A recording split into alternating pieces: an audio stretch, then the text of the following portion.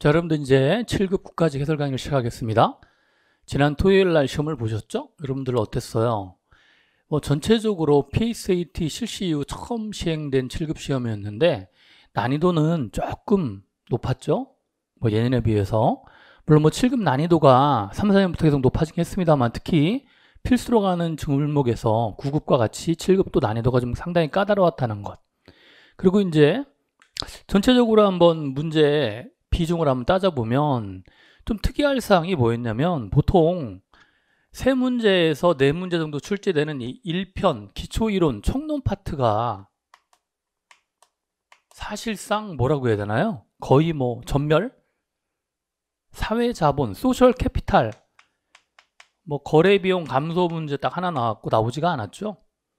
그게 조금 특이할 만한 사항이고 나머지는 정책학, 조직론 역시 5문제씩 보통의 9급보다는 한 문제씩 더 나온다고 생각하시면 되겠고 인사와 재무도 원래 3문제씩인데 한 문제씩 더 나왔죠.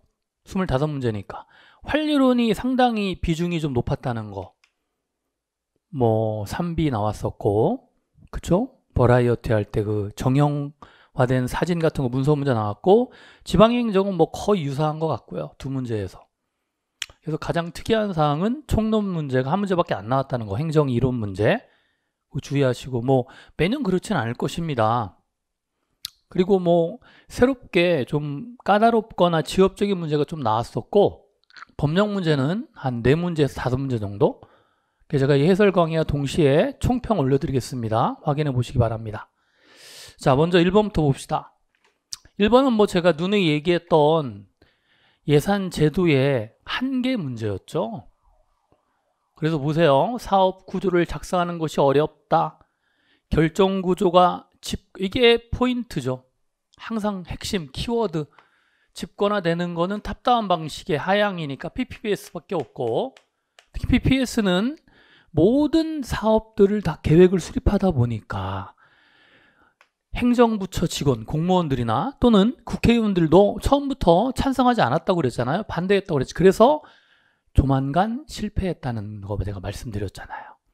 그래서 정답은 3번 계획예산제도입니다. 그래서 뭐가 나오는 거예요?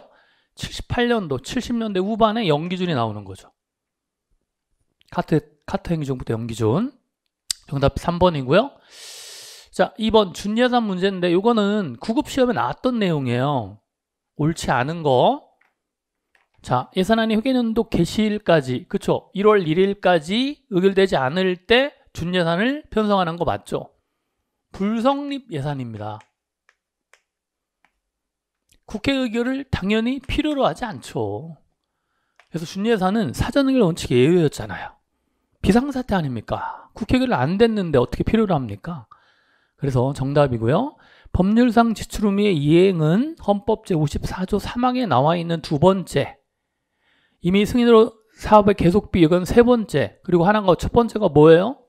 1호가 헌법 또는 법상 설치된 기관의 이유 중 이렇게 3가지가 준예산의 사유가 되겠죠. 정답 2번입니다. 자, 3번. 우리나라 주민참여예산제도에 대한 설명인데 역시 연역적인 부분이 출제가 됐군요. 자, 제가 말씀드렸습니다만 강의할 때도 주민이 참여할 수 있는 예산의 범위는 지방재정법에 규정되어 있지는 않아요. 지방재정법에는 거기 여러분들 제가 법률에 보시면 주민이 참여할 수 있는 범위는 규정되어 있지 않고 지방의회 의결사항을 제외한다는 내용만 규정되어 있기 때문에 구체적인 예산 범위는 제정되어 있지 않다고 보시면 되겠고 그게 바로 지방재정법 제39조입니다. 아시겠죠? 그래서 1번이 틀렸고요. 2번에 자치단체의 장은 주민참여단체를 마련하여 시행해야 할 법적 의무가 생겼죠. 언제부터요? 2011년도부터 의무화 됐고요. 3번 브라질의 그거는 지방자치단체 중 최초로 주민참여 조례를 제정한 것은 광주광역시 북구고 외국의 경우에는 89년에 브라질의 포르투 알레그레시라고 제가 말씀드렸죠. 이게 광주광역시 북구가 최초고 광역은 2년 뒤에 전라북도. 그쵸? 이렇게 정리하면 되겠고 연역적인 부분이죠. 지방의회 예산 심의권에 왜 주민들이 직접 결정하니까 지방의회의 예산 심의권을 침해한다라는 그런 비판이 있죠. 그래서 정답은 1번이 틀렸습니다. 그것도 좀 잘 알아두시고, 자, 주민참여단제도 제가 정리해드렸고, 역시 지방직 시험에서도 나올 수 있습니다. 한번 쫙 정리하시기 바랍니다. 우리나라가 2018년 문재인 정부 때 3월 달에 국가재정법에 역시 중앙정부의 국민참여단제도 현재 시행 중이죠. 2018년 3월. 주민참여 2011년, 원래 2006년에 규정을 마련했는데 11년부터 의무화됐다는 것도 좀 참고로 알아두시기 바랍니다. 자, 4번의 거래비용 이론인데 요거 예전에 기출문제의 변형인데 옳지 않은 거 보시면, 자, 기회주의적 행동이라는 거는 역시 그쵸? 거래할 때 자신의 이익을 추구하는 것인데 시장이 계층제보다 반드시 효율적이라고 보기는 어렵죠. 특히 오히려, 자, 거래 비용이 보세요. A 조직과 B 조직이 거래를 한다고 합시다. 이렇게 거래를. 이게 거래 비용이거든요. 조정 비용은 뭐냐면 이 조직의 규모를 늘리거나 이렇게, 아니면 계층을 수립해 가지고 이걸 내부 조정 비용이라고 해요. 그러니까 항상 거래 비용과 조정 비용을 비교하는 거죠. 근데 오히려 내부 조정에서 조정할 때는 사실 기회주의 행동이 좀 낮게 나타나지만 시장에서 거래할 때는 이 B 기업이 A 기업을 속일 수 있는 가능성이 커지거든요. 일반적으로. 그렇기 때문에 기회주의 행동을 제한하는 데에는 오히려 계층제보다 시장이 비효율적으로 기회주의 행동이 더 나타날 수가 있는 거죠. 시장이 계층제보다 비효율적이죠. 왜? 상대 기업이 거래하면서 속일 수 있거든요. 자, 거래 비용은 보세요. 사전에 이 B기업과 거래하기 위해서 이 B기업이 제대로 업무를 이행하는지에 대한 사전 탐색 비용 들어가겠죠? 뿐만 아니라 거래 관련된 비용 들어가고, 사후에 이 B기업이 제대로 거래를 이행하는지 감시 비용, 즉 거래와 관련된 사전, 사후 모든 비용이 다 거래 비용에 포함된다고 말씀을 드렸죠. 3번, 시장의 자발적면에서 발생하는 거래 비용이 계층제의 조정 비용보다 크면, 거래 비용이 봐봐요. 예를 들어 A 기업이 B 기업에서 의자를 사는데 한 개에 10,000원이다. 보세요. 거래 비용이 크다는 얘기예요. 조정 비용, 내부에서 가구 팀을 하나 만들면 9,000원이다. 그럼 봐봐요. 10,000원 주고 사는 게 효율적이에요? 9,000원 주고 만드는 게 효율적입니까? 당연히 9,000원 주고 만드는 게 효율적이죠. 거래 비용이 계층제의 조정 비용보다 크면 외부에서 거래하지 않고 내부가 조정 비용이거든요. 내부하는 게 효율적이죠. 맞습니다. 외부가 거래 비용이고 이건 내부 조정 비용이고, 조직 내부에서 이건 외부 거래 비용이니까. 자, 4번에 거래 비용 이론은 조직 경제학적인 비용의, 즉 거래 비용의 극소화를 추구하는 이론이 되겠죠. 경제학적으로 비용의 극소화. 그래서 맞고요. 1번이 틀렸죠. 조금 까다로운 문제인데 여러분들이 윌리엄슨의 거래비용 이론 정리할 때 제가 말씀을 드렸습니다. 자, 5번에 행정계획에 대한 저항방법 극복 방안인데 이건 아주 쉬운 문제고, 1번에 경제적 손실보상이나 임용상의 불이익 이런 것들은 기브앤테이크 공리적 전략이고요. 개혁지도의 신망이나 의사들과 참여 월성하는 규범적 사회적 전략. 그러니까 항상 우리 패턴대로 요게 바뀐 거죠. 이렇게. 교육훈련과 자기개발, 그렇죠. 교육훈련을 통한 자기개발은 대표적인 규범적 사회적 전략이죠. 3번이 정답이네요. 개혁의 시기 조절은 기득권들이 이익을 챙길 수 있는 공리적 전략이라고 말씀드렸고, 그래서 3번만 맞고요. 다 틀렸고, 이거는 뭐 여러분들 제가 누누이 강조했던 내용이고 행정에다 적금하고 나올 수 있다고 그랬어요. 옳은 것 3번입니다. 6번에 중앙정부와 지자체 간의 사업의 원칙에 대한 설명인데, 사실 이번에 지방자치법 개정된 내용에 많이 들어가 있어요. 그래서 뭐 기억에 주민생활 입장 관련 원칙으로 시군, 자치구, 이게 기초자치단체 우선의 원칙이라든가 포괄적 배분이라든가 시도의 우선, 이건 보충성의 원칙이죠. 국가보다는 광역, 광역보다는 기초, 행정적 재정적 지원 원칙이라든가 상호 간의 업무 중첩되지 않도록 하는 경합 금지의 원칙이거든요. 그래서 다 맞죠. 이번에 또 지방자치법에 작년 그죠? 2021년에 법이 이제 개정돼 2020년 시행될 때 이 포괄적 배분 원칙이 2022년 1월 13일부터 시행되고요. 그래서 정답은 모두 맞죠. 이렇게 제가 모두 맞고 모두 틀린 지문이 나온다라는 것이죠. 정답은 4번입니다. 기억니은, 디귿니은, 미음. 자, 요게 이제 1편의 문제인데 사회적 자본에 대한 설명으로 옳은 것. 가장 중요한 특징이 신뢰를 가능하게 하니까 거래 비용을 감소시킨다는 말씀 제가 뭐 누누이 말씀드렸죠. 수업 시간에. 그렇죠? 그래서 정답은 4번이고요. 왜? 신뢰를 하니까 믿을 수가 있잖아요. 그러니까 다른 조직과 거래를 할 필요가 없는 거지. 그러니까 거래 비용을 줄이는 거죠. 자, 1번은 뭐가 틀렸어요? 사회적 자본이 증가하면 규범이 생기다 보니까 제재력이 강화된다는 순기능이 있고요. 타인에 대한 신뢰는 사회적 자본의 아주 대표적인 구성 요소로서 가장 중요한 게 신뢰, 핵심이라고 그랬죠. 코어. 신뢰, 호혜적 규범, 그 다음 서비스 네트워크. 이렇게 세 가지. 퍼트남의 사회적 자본의 구성 요소. 호혜주의, 이 규범이라는 거는 상대방과 경쟁하는 것이 아니라 서로 상호간의 공통이익을 추구하는 호혜주의적 성격이 강하게 나타나 있다는 것입니다. 그래서 정답은 4번만 맞네요. 자, 8번.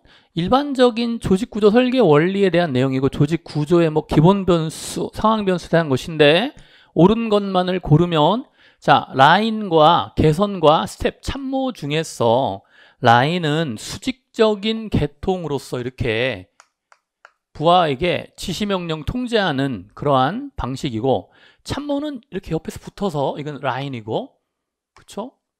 정보 제공이나 자료 분석기 옆에서 보좌해주는 그런 것들이죠. 정확하게 맞습니다. 부문화라는 거는 뭐 전문화라고 보시면 되고 각 부문으로 나눈다는 거, 분업으로 나눈다는 것이고 나눌 때는 분명히 일정한 기준에 따라 서로 나누겠죠. 맞고 통솔 범위가 넓다는 얘기는 고도의 수평적이란 얘기입니다. 통솔 범위가 좁을수록 수직적이고 통솔 범위와 계층의 수는 반비례한다고 말씀드렸죠. 이거 누누이 강조했고 틀렸죠. 틀리고 속어법. 박스 문제는 속어법을 풀으라고 그랬죠. 답은 2번이고요. 명령 통일의 원리는 한 사람의 상급자의 명령이 조직 전체 일사불란하게 움직이게 하는 것 맞죠? 그래서 기억, 니은, 리을이 맞고 디귿이 틀렸네요. 정답은 2번입니다. 속어법 아시겠죠?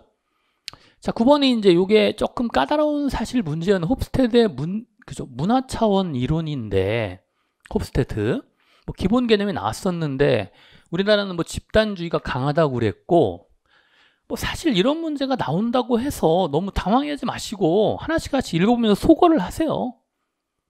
물론 홉스테드의 문화 차원이 5가지가 있습니다.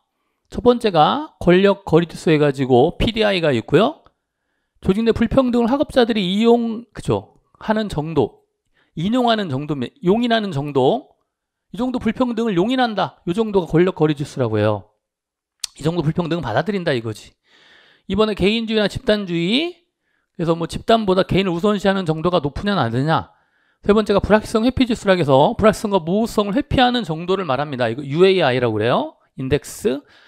네 번째가 남성성. 남성성이라는 건 뭐 성공이나 재산, 권력을 강조하는 사회는 남성성이 높은 사회고 반대로 삶의 질이나 퀄리티 오브 라이프나 안정, 동료 간의 관계 등을 강조하는 거는 여성성이 높은 거고요. 장기 지향은 미래, 단기는 현재, 과거를 강조하는 그런 형태로 보는 거죠. 이 5가지를 가지고 문화 차원을 분류했는데 홉스테드가 보시면 1번에 불확실성 회피 정도가 강한 경우 공식적 규정을 많이 만들어서 확실하게 하겠죠. 즉 불확실을 최소화시키겠죠. 2번에 집단주의가 강한 우리나라 같은 문화는 개인주의나 문화보다 상대적으로 느슨한 것이 아니라 아주 엄격한 타이트한 그죠? 엄격한 개인 간의 관계를 더 중시하니까 2번이 틀렸죠. 오히려 개인주의가 느슨하죠. 개인 간의 관계가 느슨해지죠. 집단주의는 그죠? 타이트하게 묶이고 자 권력 거래가 큰 경우 제도나 조직 내에 있는 상당한 권력의 차이를 그죠? 불평등을 자연스럽게 인정하겠죠. 거리가 크면 자금에 인정하지 않는 거고, 남성이 강한 여성이 강한 문화보다 상대적으로 남성 역할에 대한 분명한 차이, 그죠? 갭이 있다는 거죠. 요즘에 뭐 우리 각광을 받고 있는 홍 후보님 남성성이 강하시잖아요. 그래서 뭐 여러 가지 권력이나 그런 것들을 강조하고 있죠. 반면에 이제 여성성이 강하다는 뭐 안정이나 삶의 질 정도를 따지는 것이고, 그래서 정답은 2번이 틀렸습니다. 홉스테드의 문화 차원 이론 5가지도 여러분들이 잘 정리하시기 바라고. 자, 10번에 피들러의 상황 척상 리더십 이론에서 역시 뭐가 중요하다고 그랬어요? 변수. 리더십 영향을 미치는 요인이 중요하다고 말씀드렸잖아요. 그쵸? 그래서 이 리더와 부하의 관계, 부하의 성숙도는 허쉬 앤 블랜차드의 상황 요인이고요. 과업 구조인데 여기 뭐가 들어가야 돼요? 그죠? 직위 권력이 들어가야 되겠죠. 포지션 파워. 틀렸습니다. 역시 1번이죠. 뭐 나머지는 다 맞는 지문. 리더에게 매우 유리한지 불리한지에 따라서 유리하거나 불리할 때는 과업으로 가고 중간일 때는 관계를 맺는다고 그랬죠. LPC 척도를 봐가 높으면 관계, 낮으면 과업. 이렇게 리더가 처한 상황에 따라 달라진다고 보는 것입니다. 정답은 1번이 틀렸고요. 자, 역관주의 역시 또 나왔죠. 역관주의의 장점인데 이건 단점이죠. 행정의 민주화라든가 정치도의 행정 통솔력이라든가 정당정치 발달에 공헌했다는 것은 장점이고, 그렇지만 행정의 안정성과 지속성은 역시 실적주의와 관련되는 것이기 때문에 직업공무원제랑 관련되죠. 그래서 정답은 4번. 여기는 역관주의의 짝이니까 실적주의로 봐야 되겠죠. 역관주의는 신분 보장이 전혀 안 되는 것이고, 실적주의는 상대적이지만 신분 보장이 어느 정도 되는 거니까 정답은 4번입니다. 이건 단점이죠. 실적주의의 장점. 역관주의 한 때문에 나타난. 자, 12번은 오히려 직업공무원제 문제인데 옳지 않은 것. 공무원의 신분을 보장, 영성일성 유지하는 행정 제도로서 젊고 유능한 연령 학력별 제한이 있다고 그랬고, 평생을 열심히 근무하는 제도로서, 근데 너무 폐쇄적이기 때문에 학력치에 민감히 반하지 못하고 특권 집단을 우려가 있다는 건 비판, 한계. 그래서 보세요. 일체감과 달리는 공직에 대한 헌신하는 정신을 강화하는데 매우 유리하죠. 직업 공무원으로서 똘똘 뭉치거든요. 그래서 정답은 4번이 틀렸습니다. 11, 12번 아주 쉬운 문제고, 13번 역시 살라몬의 정책 수단에서 직접적 높은 거 6개 기억나십니까? 전통적인 정부 소비와 공기업과 무슨 규제? 경제적 규제, 재량이 있으니까. 답은 2번이죠. 사회적 규제는 재량이 없는 비재량적 규제이기 때문에 상대적으로 중간 낮다고 그랬고, 보조금과 조세지출과 같은 조세 감면 비과세도 역시 간접적이죠. 요거 나왔네요. 그 다음에 보험 대출 PR 기억나시죠? 정답은 2번, 정답은 4번입니다. 너무 쉬운 문제고.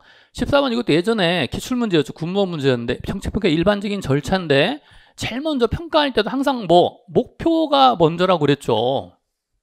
목표를 확인하고 이 정책평가 대상 기관의 여러 가지 가치나 이념, 그죠? 뭐 경찰청이라면 치안 유지 같은 거, 치안 유지에 있어서의 어떤 효율성이나 형평성의 문제를 보는 거죠. 그리고 나서 그죠? 미음 다음에 기억, 인과 모형, 그죠? 뭐 예를 들어 순찰 강화가 치안 유지에 얼마나 효율적인지를, 그죠? 인과 모형을 설정한 다음 데이터를 판단해보고 데이터 자료 수집, 그다음에 마지막 환류, 평가 결과 게시, 이게 피드백, 환류가 되겠죠. 아주 뭐 전형적인 문제고 제가 모의고사 출제됐던 거예요. 실전 동형. 정답은 3번입니다. 15번의 개방령과 폐쇄형, 또 계급제와 지불제 문제인데 역시 뭐 출제되고요. 기본적으로 옳은 것인데 1번에 보세요. 개방령 외부 전문가 또는 경력자에게 개방하는, 그쵸? 그래서 아주 정답이고요. 2번에 폐쇄형이니까 계급제와 관련돼 있다고 했고, 일반 행정가 역할이 강하죠. 개방령, 직위분리제, 전문행정가죠. 개방인사제도는 폐쇄형 인사제도에 비해서 안정형 생성으로서, 그죠? 아니죠. 폐쇄형 인사제도가 개방령보다 안정적이죠. 공무원 사기를 높일 수 있습니다. 4번에 폐쇄형 인사제도는 개방 인사에 비해서 내부 승진과 경력 발전을 위한 교육훈련의 기회가 많죠. 그래서 장기적인 능력 발전에 유리한 게 폐쇄형. 그쵸? 주의하시기 바라고. 정답은 1번이네요. 자, 16번에 다양성 관리, 융통성 방안, 다이버시티 매니지먼트인데 예를 들면 대표 관리자 같은 거. 오늘날 개인의 성격, 가치관에 대한 내면적 다양성가 중요해지고 있고, 이번은 다양성 관리의 개념, 내적 차이를 가진 다양한 조직 구성을 공평 효율적으로 활용하기 위한 방법으로서 대표적으로 균형 인사 정책, 우리나라의 대표 관료제나 1과 3, 퀄러티 워크 오브 라이프라든지, 그렇죠, 워라벨 이런 것들이죠. QWL, QOL, 워라벨. 볼 수 있죠. 당연히. 아주 중요한 다양성 관리 방안이고요. 문제는 답은 쉬워요. 개념 문제는 뭐 다양성 관리 방안 제가 말씀드렸던. 그렇지만 대표 관리자는 실적주의와 충돌한다는 지문, 뭐 4번 지문 누누이 강조했던 내용이고요. 대표 관리자는 사회주의, 집단주의, 실적주의는 개인주의, 자유주의 이념입니다. 자, 17번에 쓰레기통 모형에 대한 설명, 가비지캡 모델인데 역시 정치결정 모형이었고, 조직 구성원의 응집력이 아주 강한 게 아니라 응집력이 낮은 상태에서 혼란, 즉 올거나이드 디스오더 상태죠. 불명확한 기술은 인과관계를 말하기 때문에 목표와 수단세 인과관계 요 4번을 얘기하는 거고요. 조직에서 의사결정 참여자의 범위와 그들이 투입하는 에너지가, 즉 유동적인 참여자를 얘기하는 것이죠. 이거는 틀렸고, 4번은 불확실한 기술 인과관계고. 자, 쓰레기통 모형의 의사결정 방식에는 끼워 넣기라든가, 간과할 때, 오버사이트 할 때 잽싸게 끼워 넣는다든가, 이게 날치기 통과죠. 날치기 통과를 번역한 것이고, 그죠? 다른 거 지쳐 떠날 때까지 계속 뒀다가 날아가 버리면, 그죠? 의사결정을 하는 거죠. 이 두 가지. 그래서 뭐 끼워 넣기와 밀어두기 이런 두 가지가 즉 포함됩니다. 그래서 정답은 4번이 되겠죠. 이것도 잘 알아두시고, 날치기 통과나 이 밀어두기를 진 빼기 결정이라고도 표현을 하죠. 근데 이제 영어상에 요 끼워 넣기나 밀어두기로 나왔는데 사실상 같은 내용이야. 끼워 넣기는 날치기 통과, 밀어두기는 진 빼기 결정. 그쵸? 기억하시고 정답은 3번입니다. 18번에 델파이와 역시 정책 델파이인데 뭐 나머지 지문은 맞고요. 일단 3번에 보시면 정책 대안에 대한 주장들이 표면화된 후, 이게 1차 회람 후에 1차적으로 돌아가면서 의견을 물어본 후에는 오픈해가지고 공개적인 토론을 한다고 그랬죠. 비공개라는 거는 결국 처음부터 끝까지 익명성을 유지하는 전통적인 델파이 기법이니까 3번이 틀린 거고요. 특히 델파이라는 게서 참가자를 선발할 때 물론 전문성도 중요하지만 이해관계라 식견이라는 기준에 바탕을 둔다는 것도 좀 알아두시고요. 그래서 가장 옳지 않은 거는 정답은 3번으로 봐야 될 것 같습니다. 자, 19번이 매우 까다로웠죠. 통계적 가설 검증에 우려된 설명을 옳지 않은 것인데, 여러분들이 만약에 검정력이나 신뢰 수준을 잘 모른다 그러면 역시 속어법으로 풀 수밖에 없는 내용이고요. 자, 일단 봐봐요. 일종 오류라는 거는, 그죠? 가설이 참일 때 기각한다고 그랬잖아. 가설이 나왔잖아요. 연가설과 같다는 얘기는 결국 모집단의 특성이 이게 참이란 얘기거든요. 참일 때 기각하는 거 일종 오류 맞죠? 자, 이종 오류는 거짓일 때 인용하는 거죠. 같지 않다는 얘기는 거짓이고 기각하지 않으니까 인용하는 거니까 맞고. 그래서 가설인지 효과인지 따라 다르다고 그랬고, 일종 오류는 알파 에러라고 하고 이종 오류는 베타 에러라고 합니다. 제3종 오류는 메타, 근본적인 오류 메타 에러고. 당연히 답은 4번인데 1, 2, 3번이 다 맞으니까 확률에서 1-알파는 검정력이 아니라 이거는 신뢰 수준이에요. 그러니까 이 알파가 만약에 0.05라면 1 빼면 0.9, 즉 95%가 신뢰 수준이라는 거죠. 거꾸로 1-베타는 검정력이고요. 여러분들이 신뢰 수준과 검정력에 대한 내용을 제가 정리를 해드렸어요. 신뢰 수는 통계를 빌릴 수 있는 신뢰 구간을 말하고, 검정력은 가설의 참고직 관계없이 귀무가설을 기각시킬 확률을 말합니다. 이런 내용들 여러분들이 간략하게 정리하시면서 문제를 풀면 되고, 상당히 좀 까다로웠던 지문이기도 하고요. 자, 그래서 정답은 4번이고요. 좀 어려웠었죠. 그래서 어려운 문제가 한 서너 문제 정도? 그래서 뭐 대략 한 합격선은 한 88점에서 84점까지도 볼 수 있을 것 같습니다. 92점이면 뭐 상당히 괜찮은 점수고요. 88점 정도 합격선으로 볼 수 있을 것 같아요. 20번 부름의 기대이론에 대한 설명으로서 기대이론 EPRS 모형이고 말씀드린 대로 열심히 노력해서 퍼포먼스, 성과를 가져올 것이라는 익스펙턴시를 얘기하는 거기 때문에 역시 이 중간 매개 변수 세 가지가 출제가 됐죠. 정답은 2번이죠. 걔는 에포트가 보상이 아니라 성과를 가져올, 이게 성과로 바뀌어야 되겠죠. 그래서 정답은 2번이고요. 과정이론이고 나머지 인스트루멘트 수단성과 유인가에 대한 설명, 특정 보상에 대한 선호의 강도, 매력의 강도를 말합니다. 그래서 정답은 2번이 틀렸죠. 자, 21번에 성인지 예산제도에서 제가 뭐 요거 그죠? 기본소에 설명드렸습니다만 2010년도부터 처음으로 우리 국회에서 제출되었다는 거, 요게 정확한 맞는 지문이에요. 2012년도. 목적은 여성성을 지원하는 게 아니라 양성 평등이죠. 성인지 차원에서의 양성의 평등이지 여성성을 지원하는 건 아닙니다.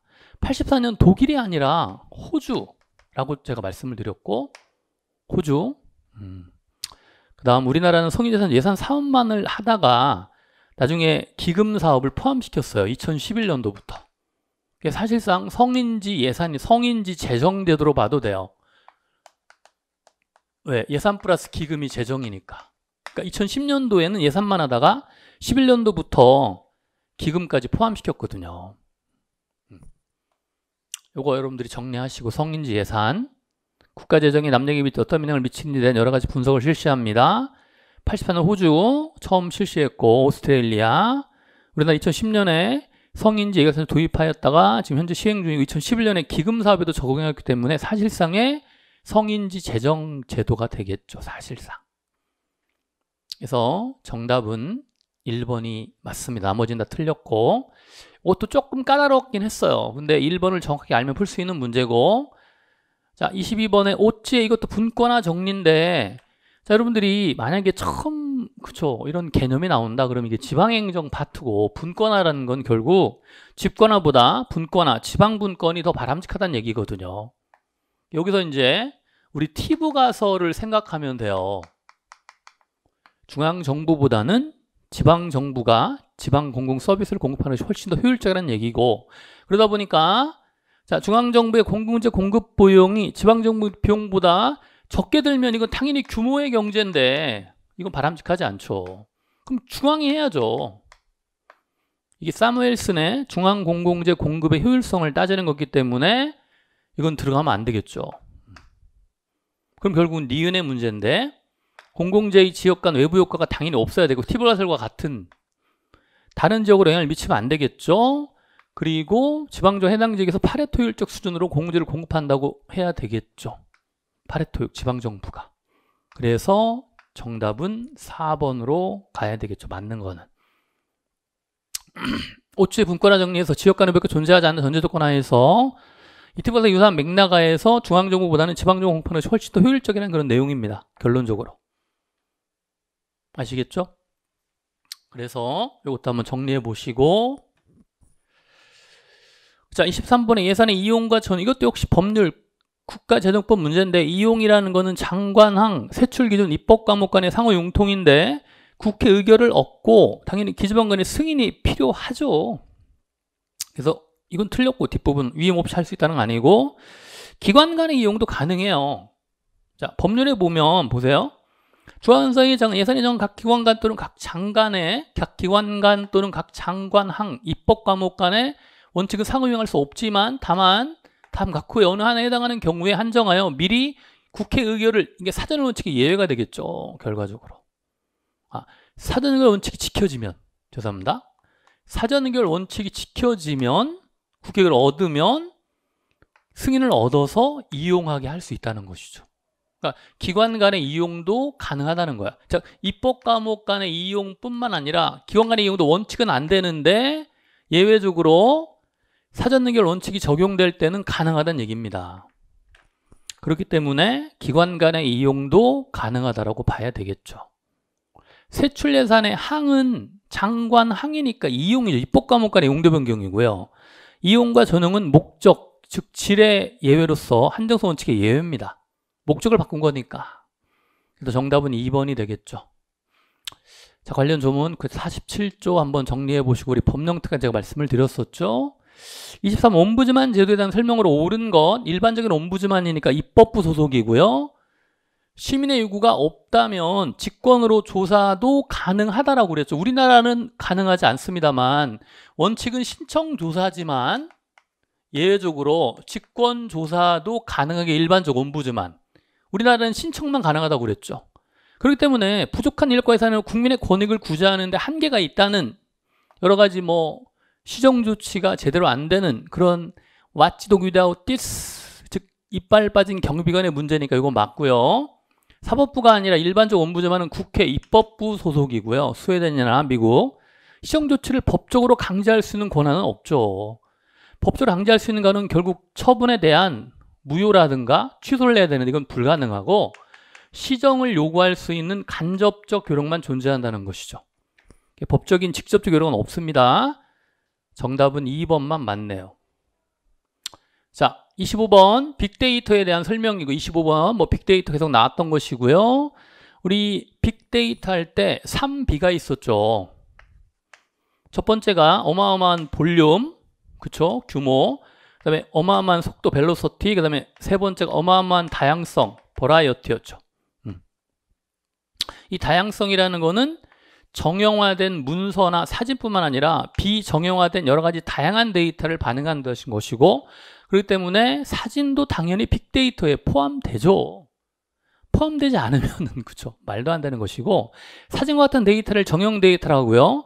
각성 센장이 발달로 데이터가 늘어나면서 나타났고, 데이터를 실시간으로 벨로시티, 어마어마한 실시간 스트리밍 속도로 서비스하는 것입니다. 그래서 어마어마한 규모의 테라바이트, 페타바이트 말씀드렸고, 실시간 라이브 스트리밍 형태로 엄청난 속도고, 그 다음에 다양성이라는 거는 문자나 사진과 같은 정형 데이터뿐만 아니라 오디오, 비디오 등등 비정형 데이터까지 다 포함하는 그런 의미가 되겠죠. 그래서 정답은 1번이 틀렸습니다. 자, 이렇게 해서 여러분들이 이제 국가직 7급 해설 강의를 해드렸고, 역시 마찬가지입니다. 이 국가직 7급에 나왔던 문제들이 또 지방직 문제에 나올 수 있어요. 물론 지방직 여러분들 20문제고요. 그래서 마무리 잘 하시고 이제 10월 16일 날 지방직 시험 볼 때까지 여러분 최선을 다해서 꼭 합격하시기 바랍니다. 지금까지 행정을 담당하는 서현이었습니다. 감사합니다.